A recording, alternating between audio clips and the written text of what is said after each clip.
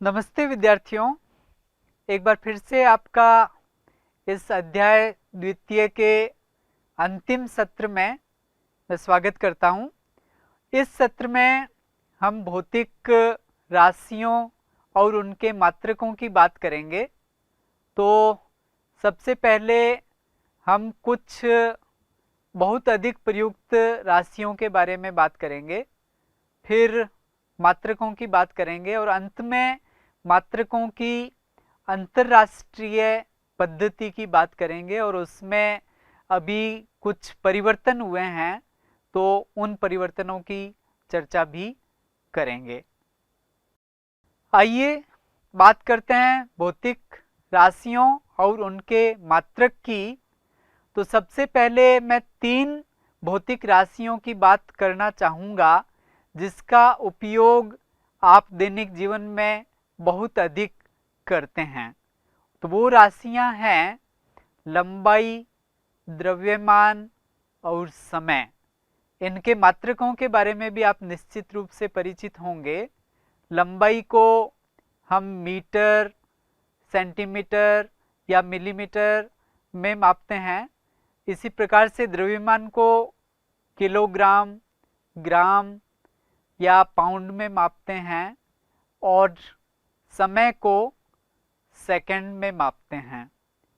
इसके अलावा कुछ भौतिक राशियां ऐसी भी होती हैं जिनका प्रयोग हम बहुत बार करते हैं और ऐसी राशियों में 2 राशियां हैं जिसको समतलीय कोण और घन कोण के नाम से जाना जाता है।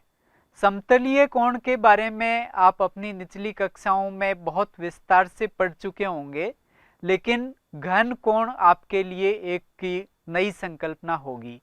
तो मैं इन दोनों बिंदुओं पर थोड़ी सी चर्चा करना चाहूँगा और वो सहसंबद्धता के लिए भी जरूरी है।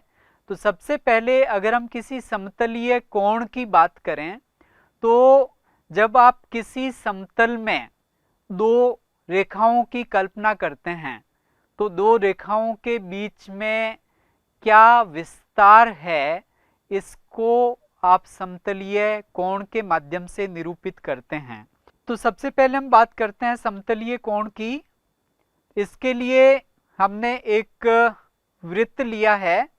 ये पहला वृत्त देखिए जो हरे रंग का है। तो इसमें ये चाप है C1 C2 और ये वृत्त के केंद्र पर थीटा कोण बना रहा है और थीटा को आप इस प्रकार से परिभाषित कर सकते हैं C1 C2 बाय R, अर्थात चाप बटे त्रिज्या।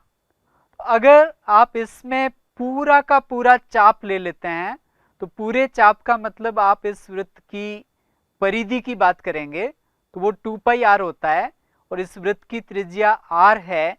तो 2 पाई r को जब आप r से डिवाइड करोगे तो 2 पाई आ जाएगा। तो इसका मतलब 2 पाई तो ये पूरा कोण होगा, इस पूरे वृत्त द्वारा इस बिंदु पर बनाया गया कोण। और जब आप किसी चाप की बात करते हो तो इस स्थिति में ये कोण 2 पाई से कम होगा और इसको चाप बटे त्रिज्या के रूप में लिखते हैं। तो इसकी इकाई हम रेडियन लेते हैं।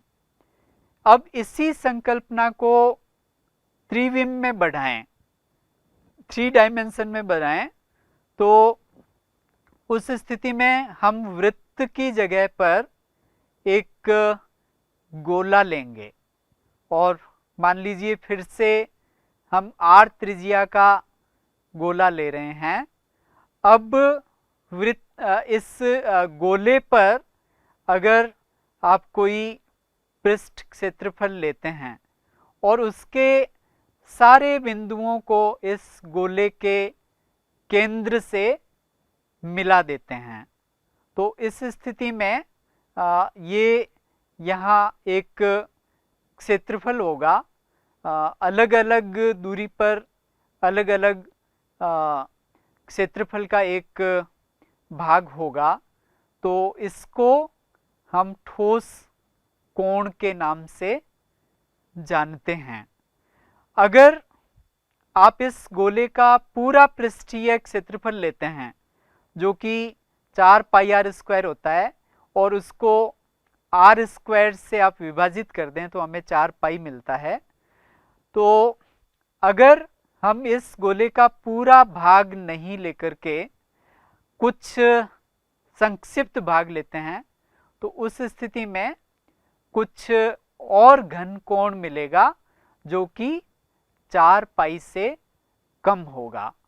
तो जैसे आपने समतलीय कोण में कोण को चाप और त्रिज्या के अनुपात में लिया था, तो उसी प्रकार से यहाँ हम चाप की जगह क्षेत्रफल लेंगे और त्रिज्या की जगह त्रिज्या का स्क्वायर लेंगे। तो ये dA/r स्क्वायर जो है ये घन कोण कहलाता है और घन कोण का मात्रक स्टेरेडियन होता है। आप गौर करेंगे कि रेडियन और स्टेरेडियन तो ये दोनों ही विमाहीन राशियां हैं, अर्थात समतलीय कोण लंबाई बटे लंबाई तो कुछ नहीं बचता है। इसी प्रकार से यहाँ क्षेत्रफल और ये आर स्क्वायर तो ये भी क्षेत्रफल की विमा, तो यहाँ भी कुछ नहीं बचता है। तो ये दोनों ही विमाहीन राशियां हैं। घन कोण की संकल्पना बहुत अधिक महत्वपूर्ण है और विशेष रूप से जब आप प्रकाश की बात करते हो तो प्रकाश की स्थिति में हम विभिन्न प्रकार के प्रकाश स्रोतों की बात करते हैं और उससे प्रकाश फैलता है स्पेस में और वो जो भी आयतन होता है तो उस पूरे में फैलता है। तो किसी विशिष्ट आयतन में जब आप प्रकाश की बात करते हो तो उस स्थिति में घन कोण की संकल्पना बहुत अधिक महत्वपूर्ण हो जाती है। भौतिकी के अन्य शाखाओं में भी इसका बहुतायत से प्रयोग होता है। तो आप घन कोण के बारे में और जानकारी जुटाने की कोशिश कीजिएगा। मैं कुछ अन्य मात्रकों की भी चर्चा करना चाहूँगा। इसमें बहुत सारे मात्रक ऐसे हैं जिसका आप बहुतायत से प्रयोग करते हैं, जैसे कि समय के मापने के लिए सेकंड के बजाय हम मिनट या घंटों की बात करते हैं और कुछ विशेष परिस्थितियों में दिन और वर्षों की बात भी करते हैं। इसी प्रकार से कोण को मापने के लिए हम डिग्री का उपयोग बहुतायत से करते हैं। आयतन के लिए हम लीटर का उपयोग करते हैं। द्रव्यमान के लिए हम किलोग्राम के अलावा क्विंटल, टन, कैरेट आदि का प्रयोग भी करते हैं। इसी प्रकार से क्षेत्रफल के लिए हेक्टेयर, आर आदि का प्रयोग किया जाता है। वायुमंडलीय दाब के लिए एटमॉस्फेरिक प्रेशर का प्रयोग किया जाता है। तो आपको इन मात्रकों के बारे में भी कुछ जानकारी होना अपेक्षित है और मैं आप सभी से ये अपेक्षा करूँगा कि आप ऐसे प्रचलित मात्रकों के बारे में अधिक से अधिक जानकारी जुटाएं। अब हम बात करते हैं एक महत्वपूर्ण मूलभूत भौतिक राशि की, जिसको हम लंबाई के नाम से जानते हैं। लंबाई से आप विभिन्न रूपों में परिचित हैं। दैनिक जीवन में आपका लंबाई से वास्ता पड़ता रहता है और लंबाइयाँ बहुत बड़ी भी हो सकती हैं और बहुत छोटी भी हो सकती हैं। बहुत बड़ी लंबाई की बात करें तो जैसे पृथ्वी से सूर्य की दूरी मापनी हो या पृथ्वी से चंद्रमा की दूरी मापनी हो, तो इसमें हम एक विशिष्ट विधि का प्रयोग करते हैं जिसे लंबन विधि या पैरेलैक्स मेथड बोलते हैं। तो उसमें हम पृथ्वी के दो सुदूर स्थान लेते हैं और उन स्थानों से उस दूरवर्ती वस्तु को देखते हैं और फिर दोनों स्थानों से उस सुदूर वस्तु पर कितना कोण बनता है, तो उसके आधार पर हम ये अनुमान करते हैं कि सुदूर वस्तु पृथ्वी से कितनी दूर है। तो आप लंबन विधि के कई उदाहरण इस पाठ्यपुस्तक में भी दिए गए हैं, तो उनको आप हल करने की कोशिश कीजिएगा। जहाँ तक कम लंबाइयों के मापन की बात है, तो उसके लिए भी कई प्रकार की विधियाँ प्रयोग में ली जाती हैं। जैसे कि स्केल से आप परिचित हैं, जो 0.1 सेंटीमीटर तक मेजर कर सकता है, और उससे कम मापन अगर आपको करना है तो उसके लिए हम वर्नियर कैलिपर्स और गोलाई मापी, जिसको स्क्रू गेज भी बोलते हैं, तो इसका उपयोग हम करते हैं।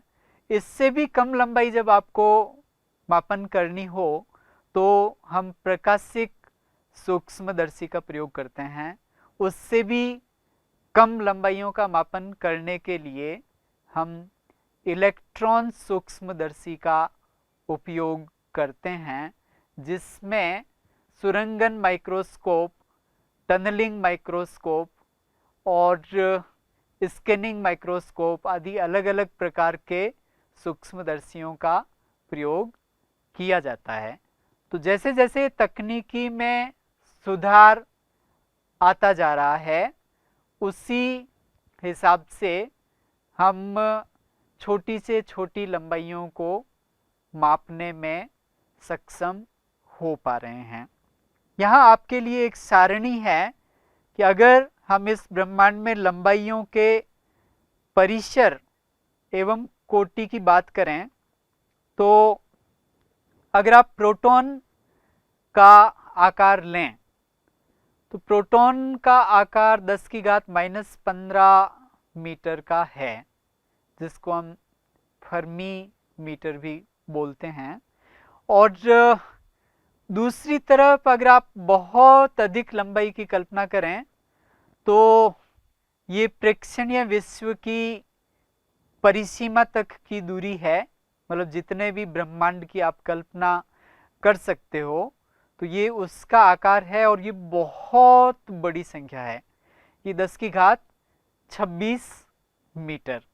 तो इस प्रकार से बहुत अधिक इसमें परिवर्तन है इस लंबाई के माप में। और वो कितना है, 10⁻⁻15 से 10⁻26, मतलब 26 + 15, तो ये 10⁻41। 10⁻41 एक बहुत बड़ी संख्या होती है, जिसकी आप शायद कल्पना भी नहीं कर सकें। जैसे अगर आप हिंदी में गणना करना शुरू करें तो आप बोलते हैं हजार, हजार के बाद फिर 10,000, लाख, 10 लाख, करोड़, 10 करोड़, अरब, 10 अरब, खरब, 10 खरब, नील, 10 नील, पद्म, 10 पद्म, शंख, 10 शंख। तो ऐसे करके ये संख्या बढ़ती है, फिर भी हम 10⁻41 तक नहीं पहुंच पाएंगे। तो इस प्रकार से एक बहुत बड़ी परिसर, बहुत बड़ी इसमें एक वेरिएशन है लंबाई की, बहुत छोटे से लेकर के बहुत बड़ी आकार वाली वस्तुएं हमारे पास हैं। इसी प्रकार से अगर हम कुछ प्रचलित मात्रकों की बात करें लंबाई की, तो फर्मी एक महत्वपूर्ण मात्रक है जो सूक्ष्म स्तर पर प्रयोग होता है। एंगस्ट्रॉम एक दूसरा मात्रक है जो 10⁻⁻10 मीटर के बराबर है। इसी प्रकार सूर्य से पृथ्वी की औसत दूरी अगर लें तो इसको हम एक खगोलीय मात्रक बोलते हैं। तो ये खगोलीय पिंडों के लिए दूरी का मापन इस मात्रक में किया जाता है। इसी प्रकार से अगर हम प्रकाश वर्ष की बात करें तो ये इससे भी बड़ा मात्रक है और ये 9.46 इंटू 10⁻15 मीटर के बराबर है। इसी प्रकार से अगर हम पारसेक की बात करें तो ये भी लंबाई का मात्रक है और ये एक प्रकाश वर्ष से भी बड़ा है। ये 3.08 इंटू 10⁻16 मीटर के बराबर है। तो बहुत प्रकार के मात्रक हमारे पास लंबाई को मापने के लिए हैं। अब मैं दूसरी मूलभूत भौतिक राशि की तरफ आता हूं, जिसको हम द्रव्यमान के नाम से जानते हैं। और आप अपने आसपास जो भी चीज़ें देखते हैं तो उन सब में द्रव्यमान होता है। तो द्रव्यमान भी लंबाई की तरह बहुत छोटा द्रव्यमान भी हो सकता है और बहुत बड़ा द्रव्यमान भी हो सकता है। अगर आप सूक्ष्म द्रव्यमान की बात करें तो इलेक्ट्रॉन का द्रव्यमान बहुत कम होता है, इसकी कोटि 10⁻30 किलोग्राम की होती है। और दूसरी तरफ अगर आप पूरा ब्रह्मांड लें तो इसका द्रव्यमान 10⁻55 किलोग्राम के ऑर्डर का होता है। और इनको मापने के लिए भी फिर अलग अलग विधियों का, अलग अलग तकनीकों का हम उपयोग करते हैं। जैसे कि बहुत छोटे द्रव्यमान जब आप मापते हो अणुओं और परमाणुओं के, तो उसके लिए हम द्रव्यमान स्पेक्ट्रोग्राफी का उपयोग करते हैं। और उसी प्रकार से जब आप बहुत बड़े द्रव्यमानों का मापन करते हैं तो ये मुख्यतः अप्रत्यक्ष रूप से होता है। अप्रत्यक्ष विधियों से हम उनका अनुमान करते हैं। और इसमें परमाणुविक स्तर पर जो एक मात्रक है वो एक बहुत महत्वपूर्ण मात्रक है और इसको हम एटॉमिक मास यूनिट बोलते हैं। अर्थात एटॉमिक मास यूनिट का मतलब एकीकृत परमाणु संहति मात्रक। और ये अगर आप 6C12 6C12 ये कार्बन का समस्थानिक लेते हैं तो इसके एक परमाणु के द्रव्यमान का 12वां भाग जब आप लेते हैं और उसमें इलेक्ट्रॉनों के द्रव्यमान को भी शामिल करते हैं तो जो द्रव्यमान आता है तो उसको हम 1U बोलते हैं और उसका मान 1.66 इंटू 10⁻27 किलोग्राम होता है। यहाँ एक और रुचिकर तथ्य की ओर आपका ध्यान आकृष्ट करना चाहूँगा। जैसे कि आपने लंबाई की परास देखी 10⁻41 तक, तो इस स्थिति में भी ये 10⁻30 से लेकर के 10⁻55 अर्थात ये हो गया 85। तो 85 का मतलब लगभग 41 इंटू 2। अब अगर मैं तीसरे महत्वपूर्ण भौतिक राशि की बात करूं जिसको समय के नाम से जानते हैं, तो समय को मापने की भी अलग अलग विधियां हैं, जिसमें से कुछ विधियां जैसे दीवार घड़ी या दूसरे प्रकार की घड़ियां, तो इससे आप परिचित होंगे। इसके अलावा भी समय को मापने की अलग अलग विधियां होती हैं। उन विधियों में नहीं जाकर के मैं यहाँ फिर से बात करना चाहूँगा कि हम कितने कम समय की बात कर सकते हैं और कितने अधिक समय की बात कर सकते हैं। तो आपको ये जानकर के बहुत आश्चर्य होगा कि सबसे अस्थायी कण जो होते हैं तो उनका जीवन काल केवल 10⁻24 सेकंड के बराबर होता है। आपकी एक पलक झपकने में लगभग 1/10 सेकंड लगते हैं और ये जो समय है 10⁻24 सेकंड बहुत बहुत कम समय है।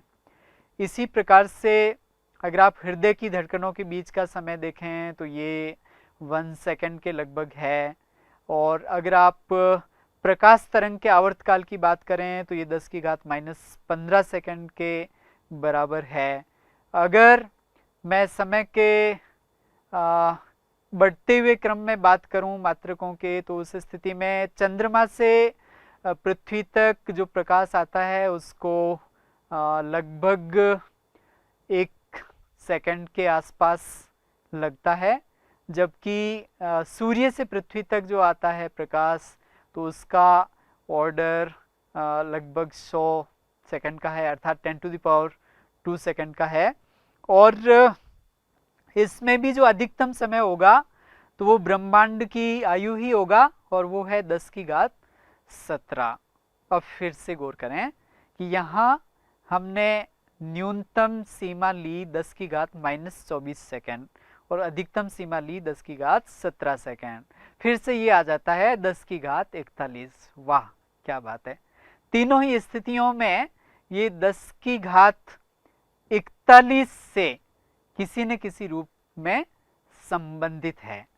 तो इससे आप कुछ निष्कर्ष निकालिएगा। निश्चित रूप से ऐसा होगा कि इन तीनों राशियों में एक दूसरे से अंतर संबंध होगा, एक दूसरे से अंतर निर्भरता होगी, जिसके कारण से इनके परासों का मान उसी कोटि का मिल रहा है।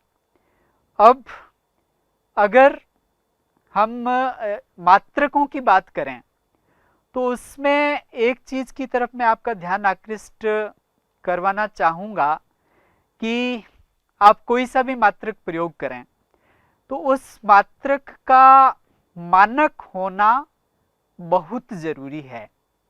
एक छोटा सा उदाहरण लेते हैं, जैसे आप आयतन को लीटर में मापते हैं, द्रवों के आयतन को। तो जब आप पेट्रोल या डीजल लेते हैं किसी पेट्रोल पंप से तो ये लीटर में मापा जाएगा, और अगर 1 लीटर मानकीकृत नहीं होगा, अगर भारत का 1 लीटर स्वाजीलैंड के 1 लीटर के बराबर नहीं हो, अगर अमेरिका का 1 लीटर स्वीडन के 1 लीटर के बराबर नहीं हो, तो अंतर्राष्ट्रीय व्यवहार में और अंतर्राष्ट्रीय व्यापार में बहुत जटिलताएं उत्पन्न हो जाएंगी। और अगर 1 लीटर में 10 मिलीलीटर का भी अंतर आता है किसी एक जगह, तो जब आप हजारों लीटरों की बात करते हो तो उसमें ये कमी बहुत ज़्यादा हो जाएगी। तो इसलिए पूरे विश्व के लिए ये बहुत ज़रूरी है कि हम जितने भी मात्रकों की बात करते हैं तो उन मात्रकों को पूरे विश्व में एक ही रूप से स्वीकारा जाए, और एक मात्रक का एक जगह जो अर्थ है, एक जगह उसकी जितनी मात्रा होती है वही विश्व में सब जगह हो।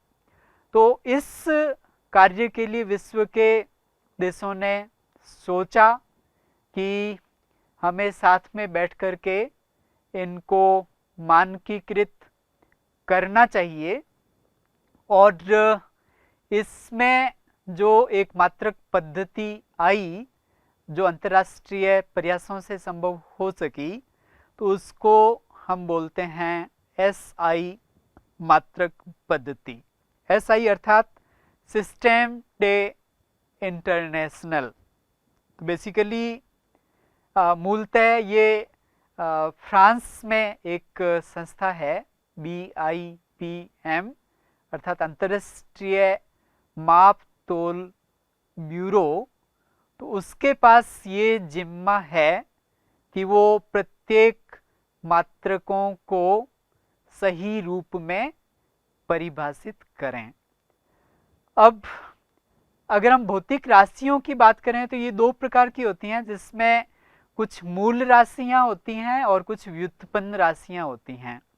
मूल राशियों का मतलब वो मौलिक होती हैं, उनको किन्हीं अन्य राशियों से व्युत्पन्न नहीं कर सकते, वो स्वतंत्र होती हैं, जबकि व्युत्पन्न राशियां इन मूल राशियों पर निर्भर करेंगी। तो अगर आपको सभी मूल राशियों और उनके मात्रक के बारे में पता है तो आप व्युत्पन्न राशियों की बात कर सकते हो। जैसे उदाहरण के लिए जब हम चाल की बात करते हैं तो चाल दूरी बटे समय होता है। दूरी को हम लंबाई में मापते हैं, समय को सेकंड में मापते हैं, तो मीटर पर सेकंड, तो ये उसका मात्रक हो जाएगा चाल का। तो इसमें जो मूल मात्रक प्रयुक्त हो रहे हैं वो लंबाई और समय ही है। तो हमें चाल के मात्रक को अलग से परिभाषित करने की आवश्यकता नहीं है, हमें केवल मूल राशियों के मात्रक को परिभाषित करने की आवश्यकता है। और आपकी जानकारी के लिए मैं यहाँ ये बता दूं कि हमारे पास 7 मूल राशियां हैं। 7 में से 3 की बात मैं कर चुका हूँ, लंबाई, द्रव्यमान और समय। बची हुई जो 4 राशियां हैं वो हैं विद्युत धारा, ऊष्मागतिक तापमान, पदार्थ की मात्रा और ज्योति तीव्रता। तो अब इनके मात्रकों के बारे में मैं बात करना चाहूँगा। लंबाई का मात्रक मीटर है, इसको प्रतीक m से दर्शाते हैं। और m की जो परिभाषा है, मीटर की जो परिभाषा है, तो वो प्रकाश की चाल से संबंधित है, उससे इसको व्युत्पन्न किया गया है। तो इससे हमें जब आप प्रकाश की चाल का मान ले लेते हो और सेकंड को हमने पहले से परिभाषित कर रखा है, तो उन दोनों के पदों में आप लंबाई की बात कर सकते हो। इसी प्रकार से अगर हम द्रव्यमान की बात करें तो द्रव्यमान का एक प्रोटोटाइप रखा था, ये पहले की स्थिति थी। प्रोटोटाइप का मतलब एक मानक एक बेलन था, प्लेटिनम इरिडियम मिश्र धातु का, तो उससे हमने किलोग्राम को परिभाषित किया था। लेकिन बाद में इसमें परिवर्तन हो गया है, तो इसके बारे में मैं बाद में बात करूंगा। इसी प्रकार से अगर हम सेकंड की बात करें तो सेकंड को अगर आप सीजियम 133 परमाणु लेते हैं तो उसमें एक शुद्ध मूल अवस्था होती है और उसमें अति सूक्ष्म स्तर होते हैं 2। तो उनके बीच में जो संक्रमण आवृत्ति है इस परमाणु की, तो उस आवृत्ति के आधार पर हमने सेकंड को परिभाषित किया हुआ है। इसी प्रकार से अगर हम विद्युत धारा की बात करें तो विद्युत धारा को पहले ऐसे परिभाषित किया जाता था कि अगर आप 2 तारें लेते हैं जिनमें 1 एम्पियर धारा प्रवाहित हो रही हो, 1 मीटर दूरी पर हो, तो उस स्थिति में कुछ विशिष्ट चुंबकीय क्षेत्र उत्पन्न होता था। तो उस आधार पर इसको परिभाषित किया गया था। तो अब जो एक विशेष परिवर्तन हुआ है वो ये कि धारा अब ये मूल नियतांक के रूप में परिभाषित कर दी गई है। ये मूल आवेश के रूप में, मूल आवेश जिसको हम ई से निरूपित करते हैं, जिसका एक विशिष्ट मान है, तो उसके आधार पर इसको परिभाषित किया गया है। इसी प्रकार से ऊष्मागतिक ताप, तो इसको हम केल्विन में मापते हैं और केल्विन को एक अन्य नियतांक बोल्ट्जमान नियतांक जिसका ये मान है, तो इससे इसको परिभाषित किया गया है। उसी प्रकार से पदार्थ की मात्रा को आवोगाद्रो स्थिरांक Na इसके रूप में स्थापित किया गया है। और कैंडेला जो ज्योति तीव्रता का मात्रक है, तो इसको एक विशिष्ट आवृत्ति वाला एक वर्णी विकिरण लेते हैं और उसके रूप में इसको परिभाषित किया गया है। तो ये जो परिवर्तन हुए हैं ये 2000 19 में ही हुए हैं। इससे पहले इनके जो मात्रक थे तो वो किन्हीं ऐसी चीज़ों पर निर्भर थे जिनमें परिवर्तन संभव हो सकता था। जैसे कि मैंने द्रव्यमान की बात की थी, द्रव्यमान को अभी प्लांक नियतांक से परिभाषित किया जाता है, जबकि पहले प्लेटिनम इरिडियम मिश्र धातु का एक बेलन रखा था, एक प्रोटोटाइप रखा था, तो उसके आधार पर उसको परिभाषित किया जाता था। अब इसको क्यों मूल स्थिरांकों के रूप में परिभाषित किया गया, इस बारे में हमें थोड़ा सोचना चाहिए। उसका कारण बहुत सरल है और वो ये कि जब हम किसी भौतिक वातावरण की बात करते हैं तो उसमें परिवर्तन हो सकता है, चाहे ये परिवर्तन बहुत कम स्तर का ही क्यों न हो।